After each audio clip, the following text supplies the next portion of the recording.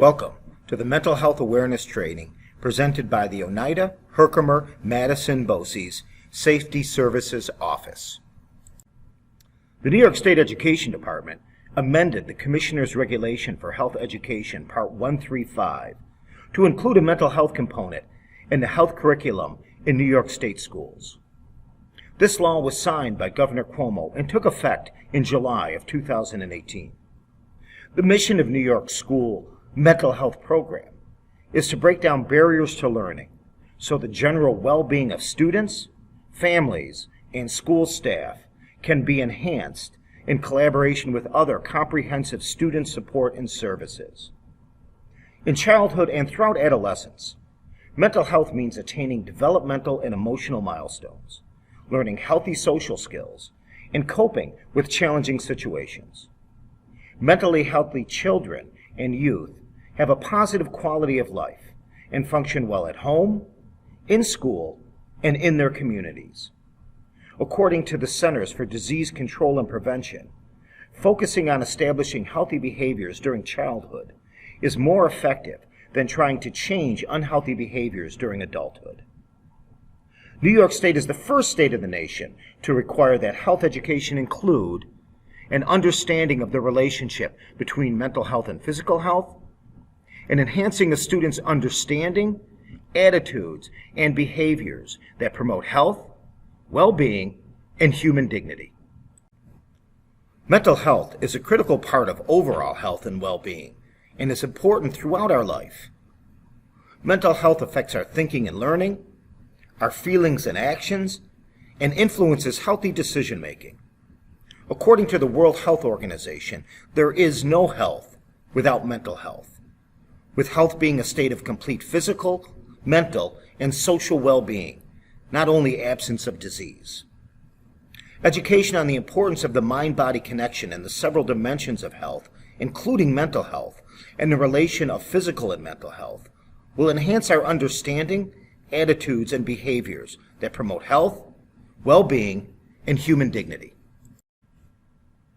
Mental health wellness includes recognizing the impact that mental health can have on your self-esteem and self-confidence, how it can interfere with regulating your emotions, your ability to set and achieve goals, and recognizing our creativity and our ability to empathize.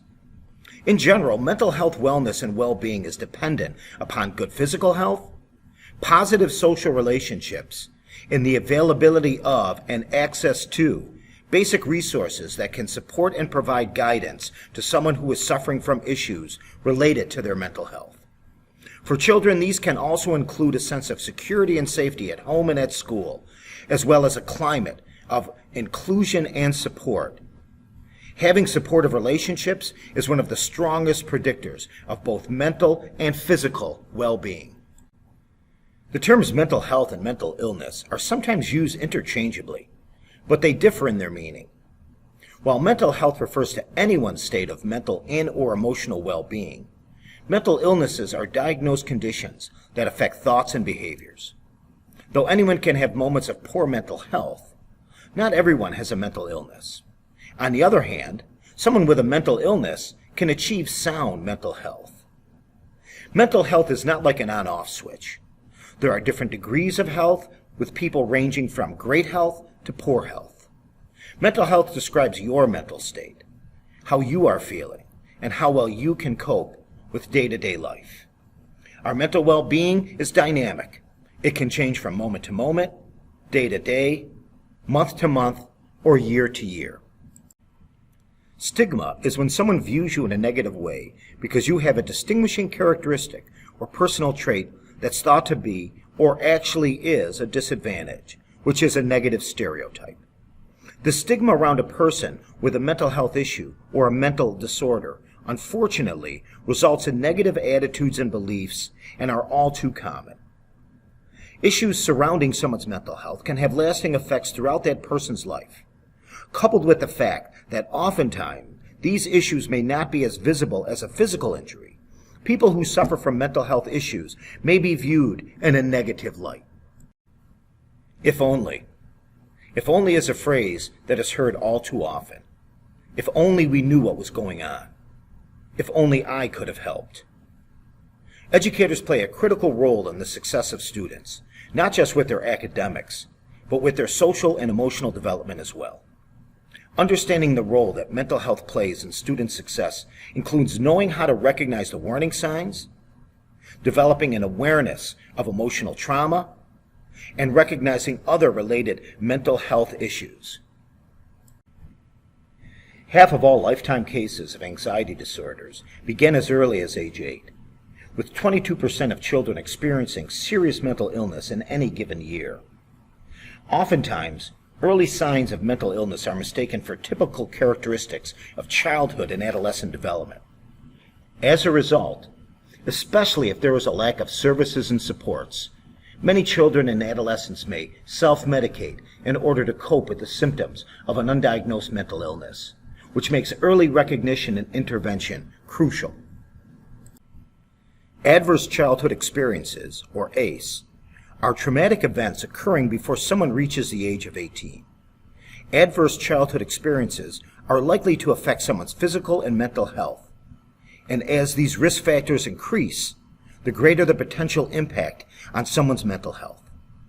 Adverse childhood experiences can include, but are not limited to, the death of a loved one, witnessing domestic violence, abandonment, neglect, or betrayal of trust, abuse, divorce, being in foster care or having an incarcerated parent, bullying, experiencing a natural disaster, and or poverty.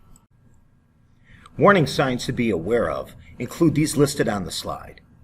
Please consult with a school counselor, nurse, administrator, and or the student's parents if you observe one or more of the following behaviors. A sudden overwhelming fear for no reason, sometimes with a racing heart or fast breathing. Feeling very sad or withdrawn for more than 2 weeks. Intense worries or fears that get in the way of daily activities. Severe, out-of-control behavior that can hurt oneself or others. Involvement in many fights or the desire to badly hurt others. And changes in eating habits, including a lack of appetite or overeating. Extreme difficulty concentrating or staying still that puts the student in physical danger or causes problems in the classroom. Repeated use of drugs or alcohol. Severe mood swings that causes problems in relationships.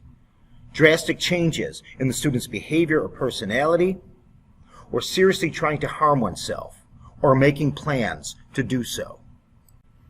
According to the National Suicide Prevention Lifeline, some warning signs may help you to identify if a person is at risk for suicide, especially if the behavior is new, has increased, or seems related to a painful event, loss, or change. If you or someone you know exhibits any of these signs, you should seek help.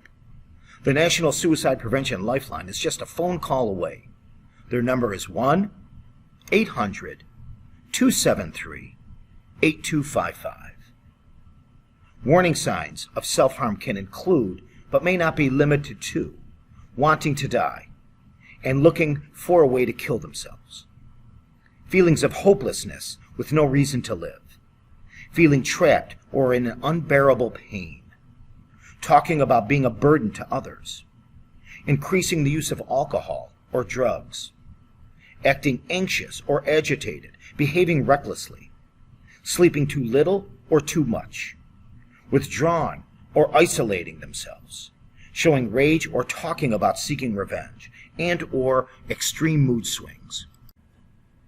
What educators can do in classroom and schools include educating staff, parents, and students on symptoms of and help for mental health problems, promoting social and emotional competency and building resilience, helping ensure a positive, safe school environment, teaching and reinforcing positive behaviors and decision-making, encouraging helping others, encouraging good physical health, and helping ensure access to school-based mental health supports.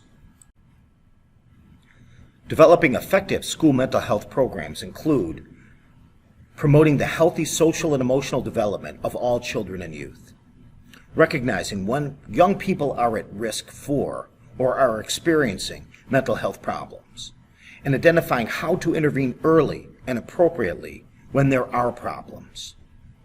Some ways to respond effectively to a person can include being a good listener, being responsive with a caring approach, paraphrasing what the person is saying to show that you understand what they are telling you, being non-judgmental about any circumstances that are shared with you, speaking at a level appropriate to someone's age and their developmental level, using encouragement and words that heal and not hurt, and maintaining confidentiality unless safety is at stake.